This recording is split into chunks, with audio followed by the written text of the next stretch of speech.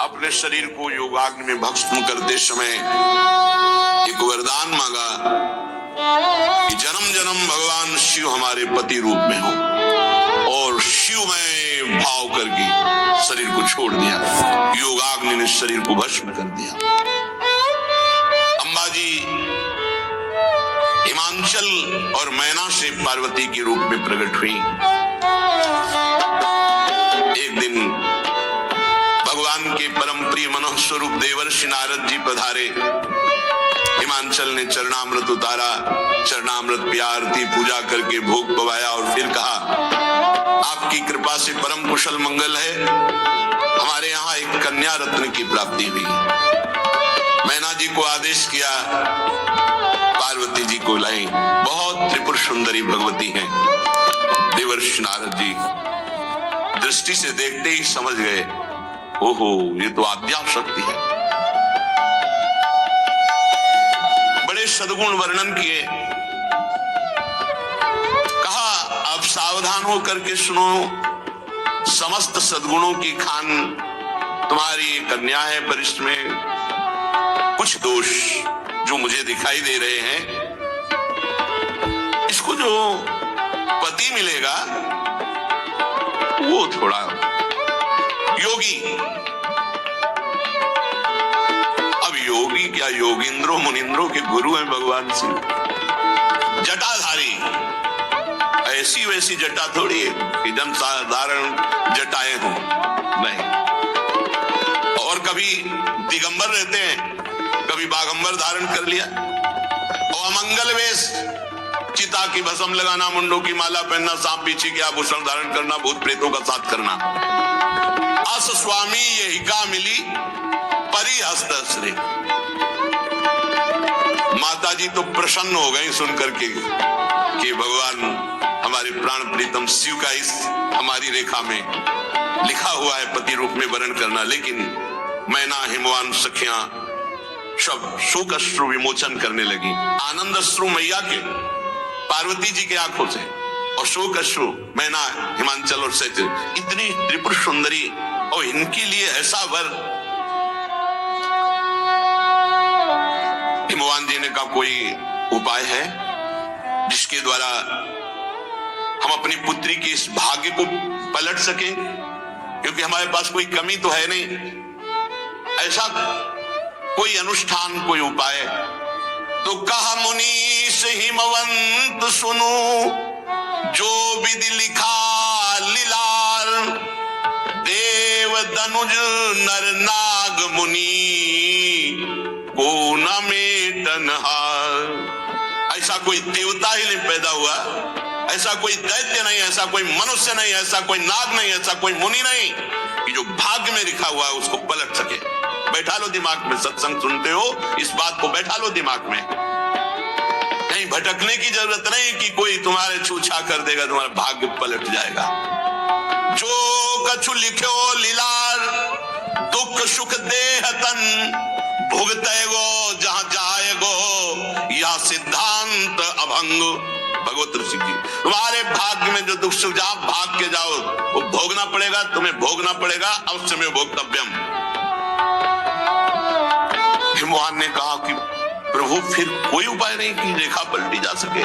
देवर्षि नारद जी ने कहा, एक उपाय सूझ रहा है, यदि भगवान सहायता कर दे तो कार्य सिद्ध हो सकता है। जैसी रेखा में दूल्हा के लक्षण लिखे हैं वो सब भगवान शिव पर हैं। वो अगर भगवान शिव से विवाह हो जाए तो सब गुण ही गुण, मंगल ही मंगल। यदि तुम्हारी कन्या तप करे और भगवान शिव कृपा करें तो भाल की रेखा को मिटाने की सामर्थ्य भगवान शंकर में, भावी मेट सके त्रिपुरा। भगवान श्री हरि का स्मरण करते हुए नारायण नारायण नारायण, और पार्वती जी को आशीष दिया और कहा, पर्वतराज हिमवान, आप तुम निश्चिंत हो जाओ, इसका परम मंगल होगा। वीणा में नारायण नाम की ध्वनि करते हुए विचरणशील महात्मा है नारद जी ब्रह्मलोक की तरफ चले गए। अब आगे जो चरित्र हुआ सुनो। उनके जाते ही मैना ने हिमवान जी से कहा, मैं मुनि के वचनों का अर्थ नहीं समझ पाई। क्या कह रहे थे देवर्षि नारद जी? हम आपसे कह रहे हैं, सुन लो, यदि हमारी पार्वती के अनुकूल कुल और वर होगा तो विवाह करूंगी, नहीं तो चाहे जीवन भर कुमारी कन्या रहे, हम ऐसे वैसे से ब्याह करने वाली नहीं। पार्वती मुझको प्राणों से भी अधिक प्रिय है, ये हम आपको बात बता रहे हैं। पार्वती की योग्य वर वरण नहीं किया तो लोग कहेंगे कि पर्वत तो जड़ होता ही है ना। तो इसलिए हम आपसे कह रहे हैं, विवाह सुयोग्य वर के साथ, जिससे पीछे हृदय में जलना ना पड़े। और चरण पकड़ लिया हिमवान के, मस्तक रख दिया मैना जी ने। तब हिमवान ने उठाया और कहा, आप कैसी बात कर रहे हो? आप क्या समझते हो हम किसी को भी पार्वती जी दे देंगे? पर इतना जरूर समझ लो, देव ऋषि नारद के वचन कभी अन्यथा नहीं हो सकते।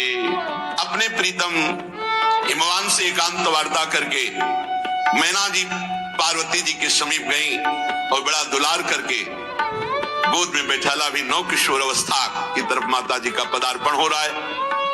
बार बार हृदय से लगा रही, माथा चूम रही, गला भराया। पार्वती जी सर्वज्ञ हैं। माता जी के मन की बात जान करके बोली कि मैं जान रही हूं आप जो बोलना चाहती हैं, आप प्रेम विवशतावश बोल नहीं पा रही। माता जी ने बहुत प्रकार से समझाया और प्रणाम किया माता पिता को। पार्वती जी ने और अपने प्राण प्यारे भगवान शिव के लिए तपस्या करने के लिए चली। बस एकांत में आसन जमाया, भगवान शिव का ध्यान करते हुए गर्मी सर्दी बरसात खुले भगवान शिव का ध्यान, सब द्वंद्वों को सहना, शरीर की शुद्ध भूल गई शिवाकार वृत्ति। कितना समय व्यतीत हो गया? 1000 वर्ष। 1000 वर्ष। बारी बतासा, बारी जल बतासा वायु। पत्ते भी खाना जो शाक के थे उनको छोड़ दिया, बहुत समय तक केवल जल, एक बार उसको भी छोड़ दिया, जल को भी छोड़ दिया, केवल श्वास चल रही है।